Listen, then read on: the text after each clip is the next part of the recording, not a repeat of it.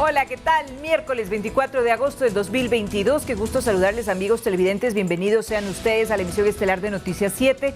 Nosotros, como todas las noches, vamos a compartir con ustedes información y, por supuesto, los últimos datos, tanto en el ámbito nacional como en el ámbito internacional. Pero antes saludamos con nuestro compañero Felipe Espinosa. Hola, Feli, ¿qué tal? Hola, Vero, queridos amigos televidentes. Tengan todos ustedes una excelente noche. Gracias por compartir estos 60 minutos llenos y, como siempre lo decimos, recargados de información, y esperamos transmitirles la mejor de las energías. Así es, hacemos una invitación también para que nos puedan sintonizar a través de www.eltelegrafo.com.es. Recuerden que somos retransmitidos por Radio Pública FM y también nos pueden sintonizar a través de nuestras redes sociales. Y ahora, ¿qué les parece si vamos a revisar enseguida los titulares de la jornada?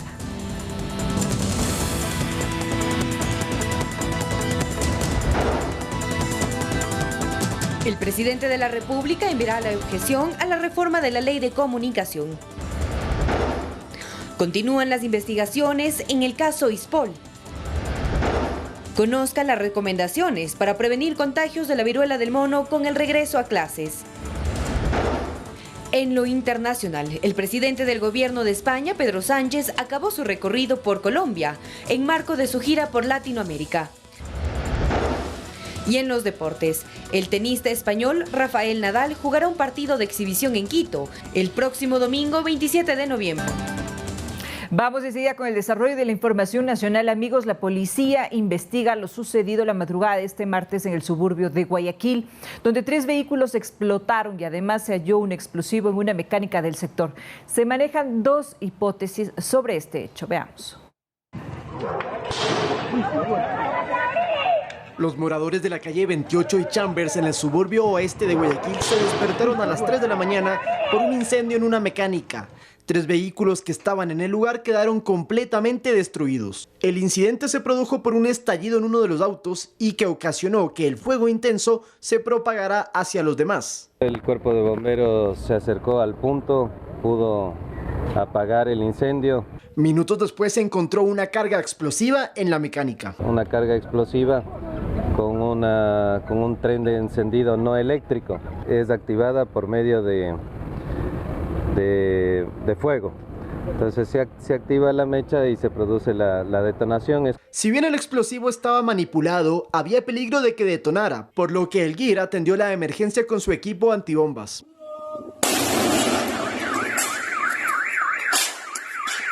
La policía investiga los hechos suscitados en este taller mecánico, cuyas pérdidas serían de al menos $20.000. Se debe partir del origen del incendio de los vehículos, que eso es muy importante, determinar por qué se produjo el incendio y también cuáles fueron las circunstancias que generaron que estos vehículos que estaban siendo arreglados sean destruidos. Entre las hipótesis que se manejan está que el propietario del lugar tendría familiares en la policía de antinarcóticos, mientras que otra teoría es que había depositado su dinero a un chulquero.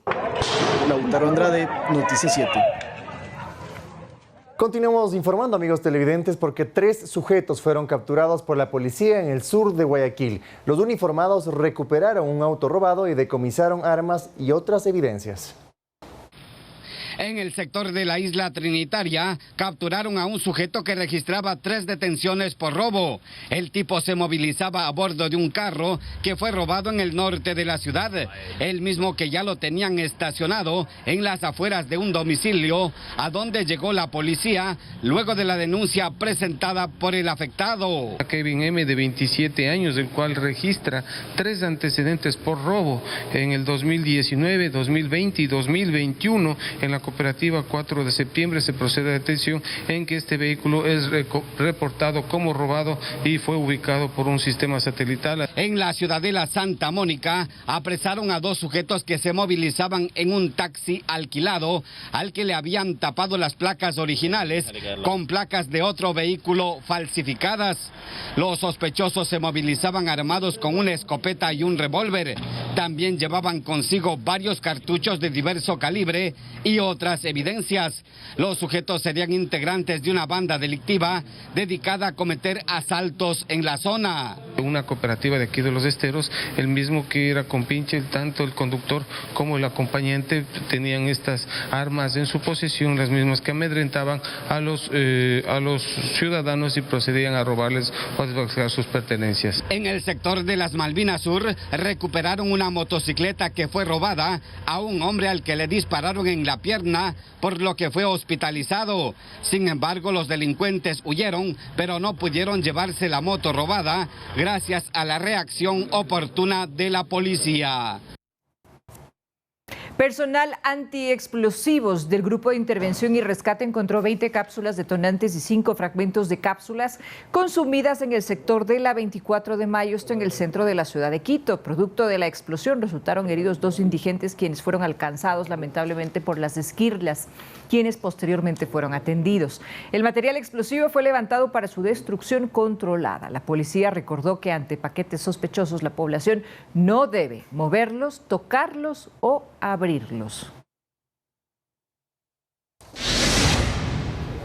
Así es, amigos televidentes, un juez del Tribunal Contencioso Electoral solicitó al municipio de Quito aclarar el porqué la sentencia contra Jorge Yunda correspondía a un documento creado por el abogado Diego Zambrano. El jurista explicó el incidente y se defendió.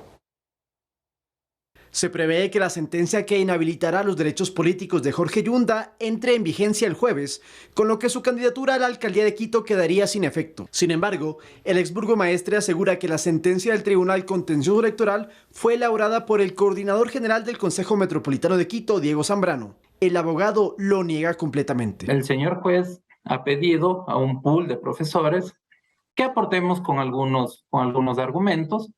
Efectivamente, bajo sus directrices hemos formulado algunas líneas argumentativas, pero claro, la sentencia, los argumentos, eso le corresponden al juez que finalmente presentó el proyecto.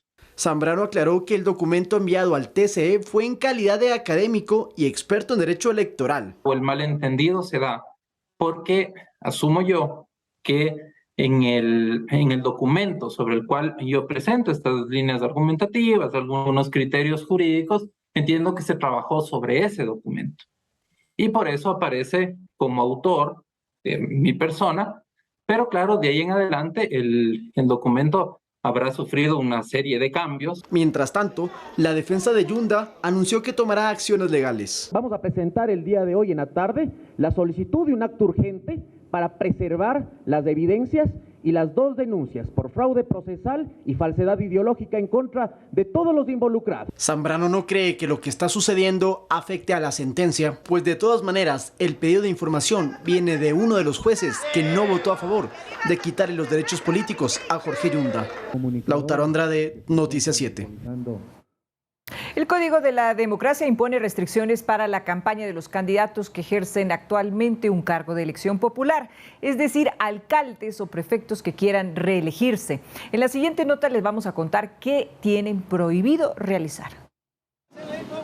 Aunque el periodo de campaña electoral será entre el 3 de enero y el 2 de febrero del 2023, los precandidatos a una dignidad seccional ya adelantan su promoción, sobre todo en redes sociales. Sin embargo, prefectos, alcaldes, concejales y vocales de juntas parroquiales que quieran ser reelectos y que no estén obligados a renunciar, tienen ciertas restricciones al respecto, según el Código de la Democracia. Que durante la campaña electoral se prohíbe la publicidad o propaganda de las instituciones del Estado en todos los niveles de gobierno. Las cuñas, vallas, anuncios o spots de TV se permitirán solo en estos casos, cuando se requiere informar a la ciudadanía sobre cierres o habilitación de vías, en situaciones de emergencia, catástrofes naturales, cuando se requiere informar a la ciudadanía sobre medidas de seguridad, para campañas de prevención, vacunación, salud pública, inicio o suspensión de periodos de clases, seguridad ciudadana u otras de naturaleza similar.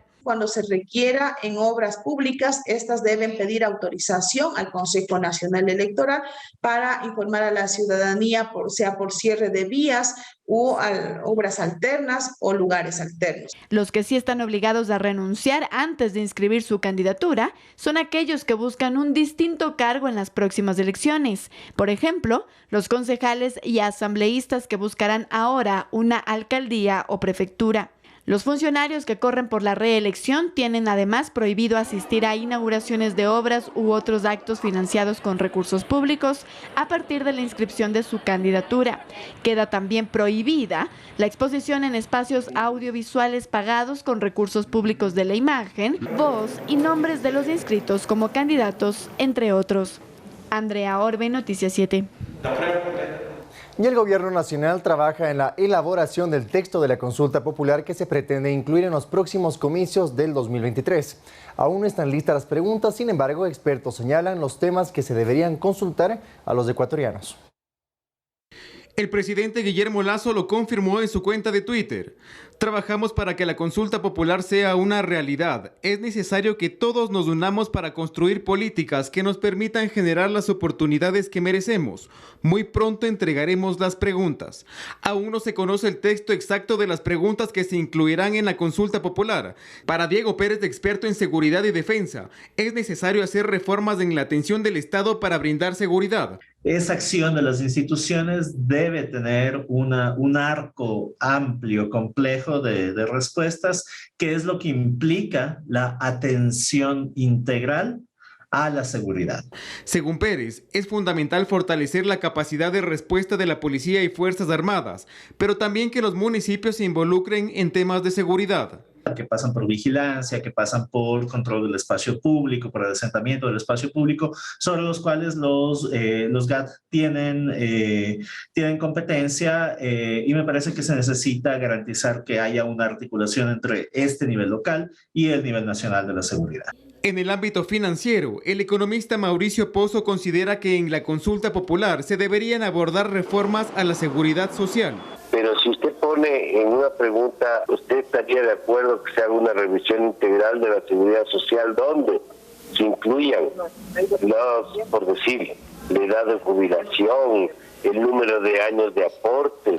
Según Pozo, esto daría paso a la construcción de políticas que mejoren las condiciones del afiliado. Otro tema que considera importante es el control del gasto público.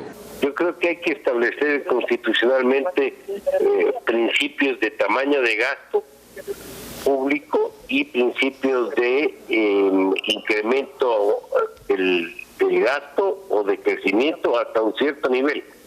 En días pasados, el ministro de Gobierno desmintió un documento que circula en redes sociales con el supuesto texto de las preguntas. Edison Saavedra, Noticias 7. El Ejecutivo entregó el veto parcial a las reformas de la Ley de Comunicación. La objeción fue de inconstitucionalidad y por inconveniencia. Veamos de qué se trata.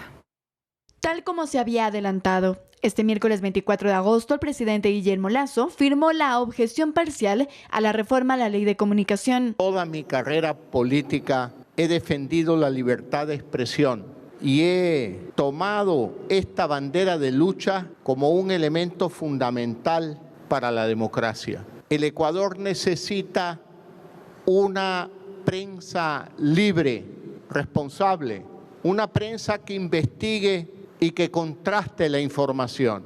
Más tarde llegó a la Asamblea Nacional. Hemos hecho en ese momento la entrega de la objeción del señor presidente de la República a la Ley de Comunicación, a la reforma aprobada por la Asamblea Nacional. El documento suscrito por el presidente Guillermo Lasso tiene una objeción parcial a 17 artículos por inconstitucionalidad y a 33 por inconveniencia.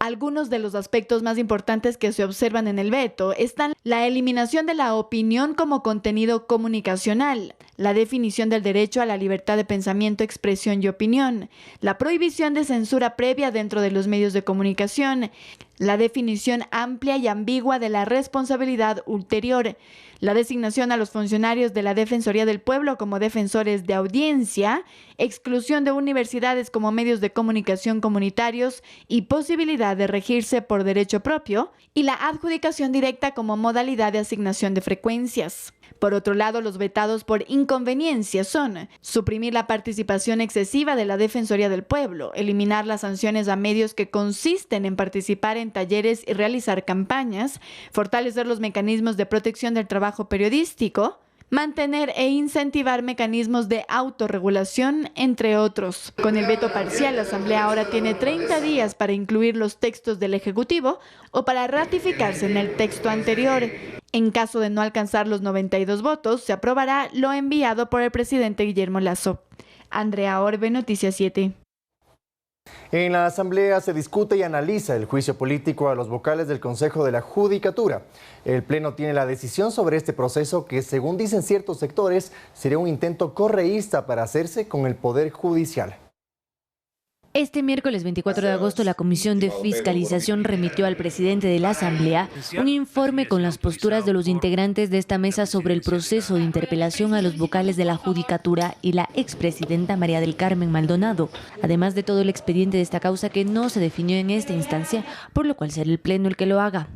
Los sectores contrarios a la línea correísta tienen ya definido que el juicio político es improcedente porque no habría suficientes pruebas que demuestren el incumplimiento de funciones. Quiera utilizar a la Asamblea Nacional, que quieran utilizar a Pachacuti para destituir un Consejo de la Judicatura, no para mejorar la justicia para los ecuatorianos, sino para nombrar un nuevo Consejo de la Judicatura y luego asegurarse los jueces al estilo del juez de Manglar Alto para la impunidad de los correístas. A esta postura se alinean los 18 legisladores de Pachacutic, el oficialismo y algunos independientes.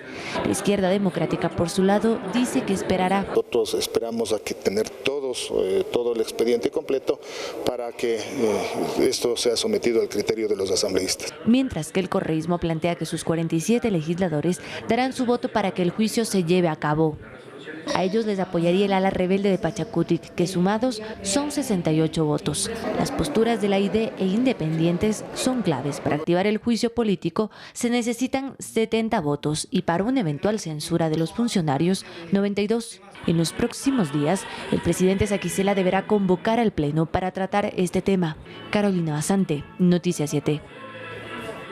Una nueva mesa técnica entre el gobierno y las organizaciones sociales se instaló este miércoles. Se trata de la de Energía y Recursos Naturales, que tiene como principales representantes a las carteras de Ambiente y de Energía y Minas. Esta mesa debía comenzar con una lista de 6 pedidos por parte de las organizaciones indígenas y sociales, pero finalmente se compartieron más propuestas. Del lado oficial se aseguró que no se han entregado permisos de extracción sin consulta previa y que la minería genera 44.000 empleos. Escuchemos a continuación, amigos, las declaraciones de los ministros que participaron en esta jornada cero, como se ha denominado. Estamos en lo que se conoce como el día cero, en la que nos presentamos, nos conocemos entre los actores, cada uno hace su exposición de sus pedidos, de sus necesidades, hay un alto grado de respeto, de tolerancia. Hoy, por sobre todo, el gobierno ha escuchado la mayor parte del tiempo. Nos han planteado diferentes preguntas adicionales a las 6 que ya estaban planteadas. Estamos justamente viendo una hoja de ruta para que las próximas mesas ya se sustenten las respuestas de forma técnica y también responsable. A través de un comunicado, el Ejecutivo rechazó las acusaciones contra el consejero de Gobierno Aparicio Caicedo, quien fue señalado por la consejera del CNE, Elena Nájera, de supuestamente entrometerse en el instructivo para los postulantes al Consejo de Participación Ciudadana y Control Social. El documento señala que es lamentable que figuras políticas pretendan jugar con la honorabilidad de una persona bajo la intención de favorecer sus intereses personales, efectuando afirmaciones sin argumento o prueba alguna. El gobierno también calificó a las declaraciones de Nájera como malintencionadas e infundadas, por lo que señala que cualquier acusación se debe hacer de manera formal ante los organismos competentes.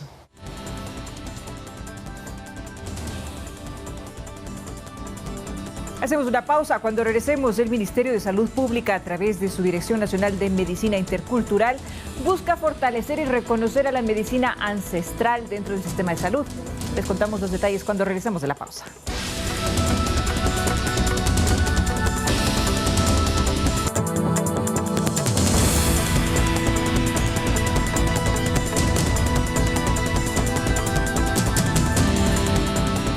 Les invitamos, amigos, a que nos puedan seguir en nuestras redes sociales. Recuerden que estamos en Facebook, Instagram y también en Twitter.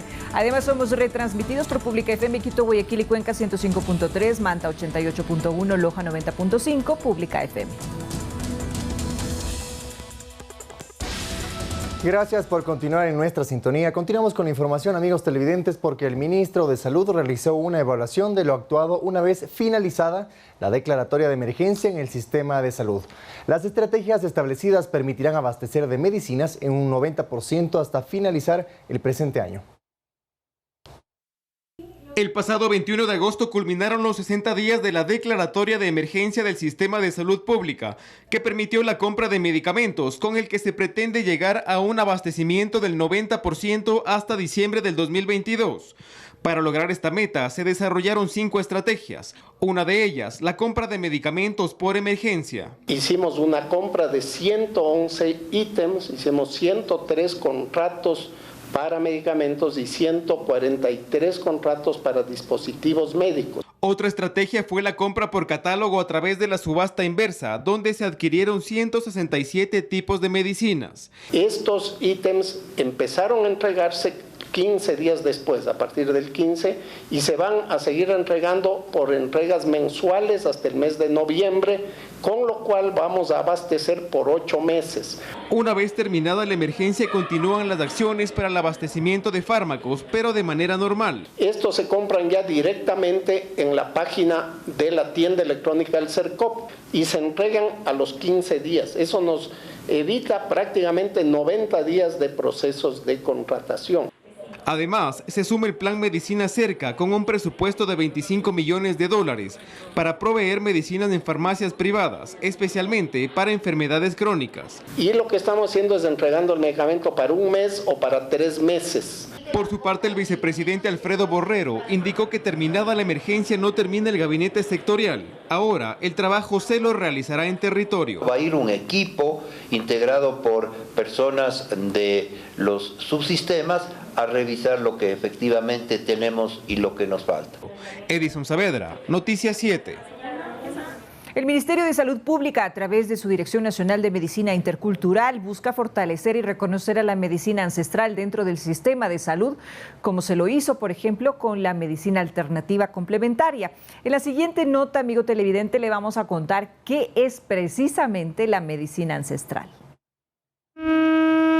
Una sabiduría proveniente de los espíritus de la naturaleza. Así define a la medicina ancestral Enrique Cachihuango, técnico de la Dirección Nacional de Medicina Intercultural. La medicina ancestral es aquella que es la medicina que trabaja con el mundo espiritual. Y este mundo espiritual es el mundo espiritual de la naturaleza, en este caso los apus, los espíritus de las montañas, las vertientes, las cascadas. Esta práctica es fundamental para los pueblos y nacionalidades indígenas del país. Por esto se están abriendo espacios para fortalecer estos saberes. El buen vivir hacia, encaminarse hacia los designios que la madre naturaleza ha predispuesto para el ser humano. Actualmente en algunas casas de salud se cuenta con medicina alternativa. Por ejemplo, en el Centro de Rehabilitación Integral de Conocoto cuentan con profesionales en homeopatía y acupuntura.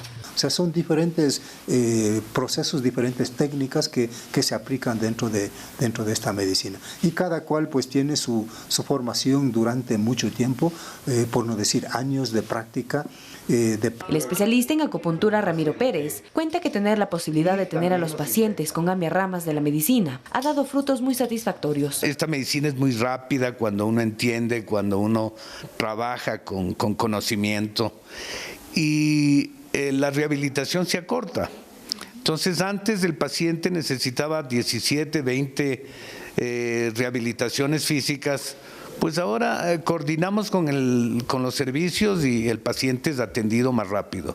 De esta misma manera, Pérez espera que la medicina ancestral sea integrada en los centros de salud pública. Podría ofrecer este servicio, sin embargo, hay algunas barreras de estructura estatal que todavía no permiten esta situación. El Ministerio de Salud Pública, desde el 2008, ha ido agregando prácticas interculturales de la medicina, entre las cuales está la guía de parto culturalmente adecuado, el reglamento para el ejercicio de la medicina alternativa, la normativa sanitaria para el ejercicio de la terapia alternativa, el manual de articulación de parteras ancestrales al Sistema Nacional de Salud, entre otras. Manuela Bedón, Noticias 7. Atención, lavado constante de manos, mascarilla y distanciamiento son parte de los cuidados que los niños deberán tener para prevenir la viruela del mono, a propósito del regreso a clases en el régimen Sierra Amazonía. Expertos consideran que también se debe dar capacitaciones a docentes sobre esta enfermedad. Este 1 de septiembre, miles de estudiantes de la Sierra y Amazonía regresan a las aulas de manera presencial para el ciclo 2022-2023. Y si bien tanto menores como padres de familia saben cómo cuidarse del COVID-19, ¿también saben cómo prevenir la viruela del mono? Yo me supongo que si llega alguien con esa, deberían de apartarlo, ¿no es así? Para que no contagie a los demás niños. Dándose, lavando bien las manos, poniendo la mascarilla. No acercarse mucho a las personas. En Ecuador existen 35 casos de la viruela símica, 2 de ellos en menores de edad. Sobre esto, el Ministerio de Educación tiene un protocolo de prevención. Se recomienda siempre a las familias que si existe algún síntoma de una enfermedad infecciosa o contagiosa, no envíen a los niños a la institución educativa. Sin embargo, para el epidemiólogo Daniel Simancas, el aislamiento no sería suficiente, sino que es importante que tanto padres de familia como docentes estén capacitados sobre un plan de acción. Una capacitación a maestros para identificar estas lesiones, quizá un tipo de screening antes de mandar a los hijos a clases, revise la cara, las lesiones. Además, los niños también deben mantener medidas de bioseguridad. Es no compartir toallas, hay que mantener distanciamiento, hay que seguir con la mascarilla. Cualquier lesión en la piel que sea sospechosa, cualquier ampolla, tiene que ser notificada. El papel de las escuelas en materia de prevención es de vital importancia. Si nosotros intensificamos las medidas de prevención del COVID, creo que estaríamos también previniendo la viruela del mono. No es común tener casos de viruela del mono en niños. En este grupo poblacional, los síntomas son leves. Edison Saavedra, Noticias 7. Vamos a cambiar de tema. Según los últimos datos de la Encuesta Nacional de Empleo, Subempleo y Desempleo del INEC, entre julio del 2021 y el mismo mes de este año, la tasa de desempleo pasó de 5.2% a 3.9%. Es decir, que 94,000 personas han salido del desempleo. La última encuesta nacional de empleo, desempleo y subempleo del INEC mostró avances en los indicadores laborales. En el último año salieron del desempleo 94,000 personas. Comparándolo con el mismo periodo del 2021, la tasa de desempleo pasó del 5,2 al 3,9%, mientras que la tasa de subempleo bajó del 24,6% al 22%. En el indicador de empleo adecuado, este subió del 31,8% al 32,1%. Y la tasa de otro empleo no pleno subió del 26,6% al 29,4%. En cuanto al indicador por género, la estadística notó una recuperación del empleo en mujeres, al pasar del 92,9% al 95,7%. La Comisión Económica para América Latina y el Caribe, CEPAL, prevé un crecimiento del 2,7% para Ecuador en este 2022, pero advierte que este porcentaje de incremento no le alcanzará a Ecuador para llegar a los niveles que tenía en su Producto Interno Bruto en 2019. Ya que en 2020 su Producto Interno Bruto cayó un 7,8%, la contracción más fuerte desde que existen registros. En 2019 se sumó 107.436 millones de dólares en su PIB, mientras que en 2021 sumó 106.165 millones, de acuerdo con el Banco Central. Manuela Bedón, Noticias 7. La visita de Estado del presidente del gobierno de España, Pedro Sánchez, a nuestro país tendrá como elemento clave la relación comercial entre ambas naciones. Actualmente España figura como el segundo inversor extranjero, según datos del Banco Central. Pedro Sánchez arribó la tarde de este miércoles a Quito luego de hacer su primera parada de su gira latinoamericana en Colombia. La agenda del primer mandatario español empezará este jueves con un foro en donde va a haber este intercambio entre empresarios ecuatorianos y españoles en el tema comercial y también de inversiones. Las cifras de la Cámara de Comercio de España resaltan la balanza comercial positiva para Ecuador. En 2019, ambos países lograron un intercambio comercial de 1.390 millones de dólares, el más alto del que se tiene registro. Hay un flujo importante de inversiones, que esa es la otra parte que también es necesaria de parte de España y sobre todo en el sector de la construcción, el sector del turismo que se encuentra en el Ecuador, ¿no? Y hay que buscar la manera de traer más inversiones. La intención del gobierno es afianzar esos lazos comerciales aún más. Con considerando que España es el segundo inversor extranjero en Ecuador. En 2020 invirtieron 230 millones, sobre todo en el sector petrolero, telecomunicaciones y pesquero. Si bien el Ecuador tiene un acuerdo multipartes con la Unión Europea, del cual es parte también España, pues de hecho estamos hablando con España en un acuerdo bilateral sobre inversiones. En cambio, Ecuador figura como un exportador agroalimentario. Actualmente España es nuestro quinto destino de las exportaciones a nivel mundial, ¿no es cierto? Es decir, es el principal destino dentro de la Unión Europea que exportamos. Están el camarón, las conservas de atún, banano, dentro de los productos principales y tradicionales nuestros.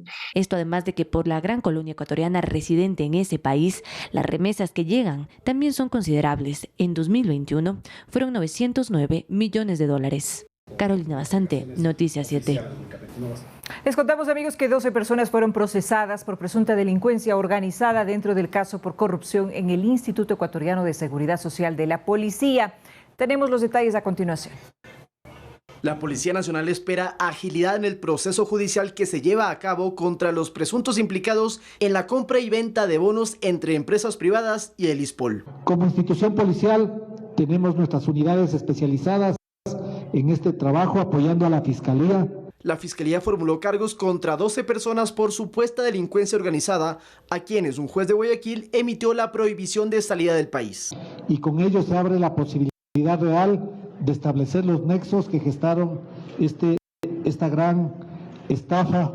El comandante general de la policía anunció este miércoles más acciones dentro del caso, como es la contratación de una empresa internacional de asesoría jurídica, que va a realizar las demandas correspondientes a nivel internacional para recuperar los dineros del ISPOL.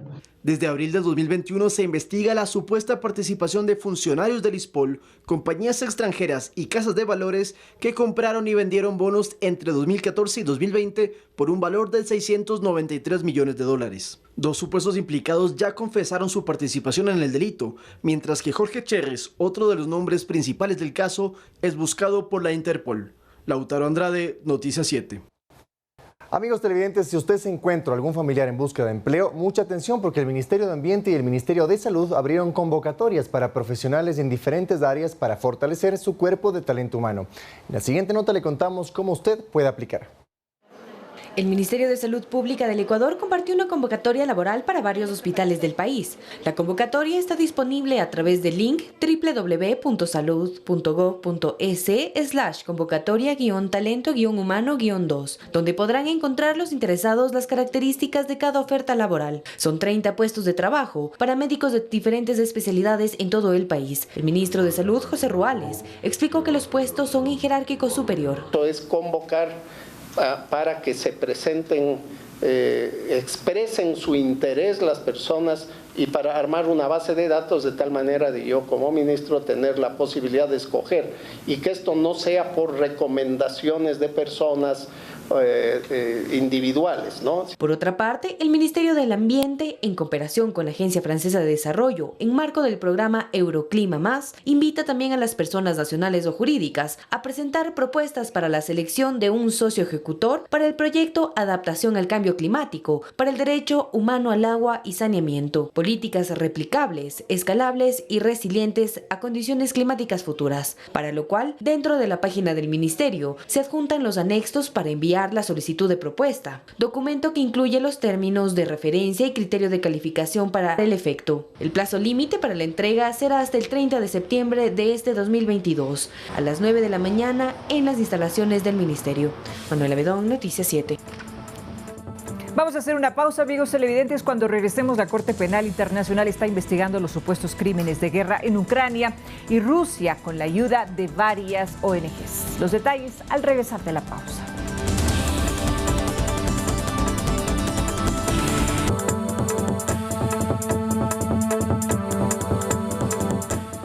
Vamos enseguida con las noticias internacionales. El presidente del gobierno de España, Pedro Sánchez, acabó su recorrido por Colombia en el marco de su gira por Latinoamérica. El líder del Partido Socialista Español ofreció su país como sede de las negociaciones de paz entre el gobierno cafetero y la guerrilla del Ejército de Liberación Nacional, ELN. Su próximo destino será nuestro país, Ecuador. Pedro Sánchez inicia en Colombia su gira latinoamericana. El presidente del Gobierno de España aterrizaba este miércoles en Bogotá, punto de partida de un viaje que le llevará también a Ecuador y Honduras, con el objetivo, anuncia el Gobierno de España, de relanzar la relación latinoamericana con la Unión Europea. Sánchez quiso recordar también las oportunidades que se presentan para las compañías españolas con Gustavo Petro al mando del país sudamericano. Mientras tanto, el presidente de los Estados Unidos, Joe Biden, anunció que perdonará hasta $10,000 de la deuda universitaria de ciertos estadounidenses que tienen necesidades financieras, entre ellos los latinos. La iniciativa no escapa de la polémica. Más de 43 millones de personas en Estados Unidos tienen una deuda estudiantil combinada de $1.600 billones, según datos oficiales. Durante su campaña presidencial, Biden prometió exonerar hasta $10,000 de estas deudas. El esperado anuncio ocurrió este miércoles. Estas acciones específicas son para las familias que más lo necesitan, las personas de clase media y trabajadora que se vieron especialmente afectadas durante la pandemia, ganando menos de $125,000 al año. Si ganan más que eso, ya saben, no califican. La Casa Blanca se ha enfrentado a la presión del ala liberal del partido de gobierno, que sugiere un alivio más amplio a los estudiantes, y al mismo tiempo a las críticas de algunos moderados y republicanos, que cuestionan el subsidio. Los latinos representan el segundo grupo más propenso a solicitar préstamos privados para costear sus estudios universitarios. Esto de acuerdo con cifras de la organización Iniciativa de Datos Educativos. Hoy muchos estudiantes estadounidenses y sus padres están preocupados por la universidad. Están preocupados de que no tienen para que el estudiante vaya a la universidad. Brian Powell es profesor y codirector del programa Preparando el Futuro Docente en la Universidad de Indiana. Asegura que entre 2010 y 2022 ha habido un cambio drástico sobre la percepción de los estadounidenses sobre las deudas estudiantiles. Vemos que los estadounidenses ahora creen abrumadoramente que el gobierno debería participar. Y que la educación superior se ha vuelto más importante en la actualidad, aunque para muchos es inaccesible. Escuchan sobre la deuda estudiantil paralizante, lo que impide que otras personas participen plenamente en el sueño americano. Críticos de la iniciativa, entre ellos el Comité Nacional Republicano, consideran que la ayuda del gobierno es un regalo para los ricos y alegan que es una carga injusta a los contribuyentes de bajos ingresos. Jorge Agobián, Voz de América. La violencia contra la prensa se recrudece en México. La comunidad internacional hizo un llamado para que el país azteca proteja a sus periodistas y al ejercicio de la libre expresión. Con un total de 15 periodistas asesinados durante el transcurso de 2022, México continúa como el país en América Latina más peligroso para ejercer el periodismo, según el Comité para la Protección de Periodistas. Lo primero es la colusión de la delincuencia organizada, que ya se encuentra en casi todos los lugares, todos los estados en el país, con funcionarios públicos, más que nada al nivel municipal y al nivel estatal. Organizaciones defensoras de comunicadores resaltan el entorno de inseguridad agravado en México, luego de que se reportara esta semana el asesinato del periodista Freddy Román en la ciudad de Chilpancingo, en el estado de Guerrero. Algo que hemos estado viendo en los últimos años es el asesinato de periodistas. Pensamos que necesitábamos una especie de nuevo sistema porque no se escucha a las víctimas y los colegas no están satisfechos. Las nuevas iniciativas incluyen la puesta en marcha de un Tribunal de los Pueblos, que a principio de este año abordó varios casos de periodistas asesinados y que hasta el momento no están resueltos. Nos forzaron a desplazarnos después de una amenaza de muerte directa. Las autoridades nos han revictimizado, la sociedad nos ha criminalizado, entonces es una situación muy difícil. Pese a que el presidente de México, Andrés Manuel López Obrador, se ha comprometido en varias ocasiones a encontrar los culpables de estos asesinatos, su administración registra el mayor número de fatalidades de comunicadores en los últimos 12 años, según organizaciones internacionales. Cristina Caicedo Smith, Voz de América, Washington.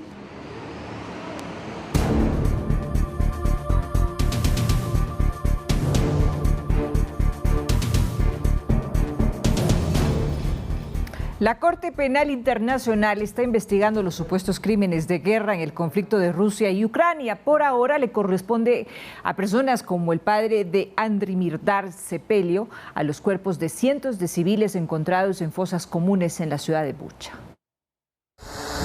Ucrania ha registrado más de 29.000 crímenes de guerra. La Corte Penal Internacional está investigando los supuestos crímenes con la ayuda de varias ONGs. Pero por ahora le corresponde a personas como el padre Adrim dar sepelio a los cuerpos de cientos de civiles encontrados en fosas comunes en la ciudad de Bucha. 419 personas fueron asesinadas por los bombardeos. Murieron por la violencia y no por vejez. Había varias fosas comunes. La más grande estaba junto a la iglesia. En esta fosa había 116 personas, entre ellas 30 mujeres y 2 niños. Hay otras fosas comunes. Bucha es apenas una de las tantas ciudades ucranianas en donde se han encontrado fosas comunes. El ejército ruso se retiró de Bucha a finales de marzo y desde entonces las autoridades de Kiev y equipos forenses internacionales se encargan de buscar las fosas y contabilizar el número de civiles asesinados. Hasta el momento, estos organismos no han señalado responsables.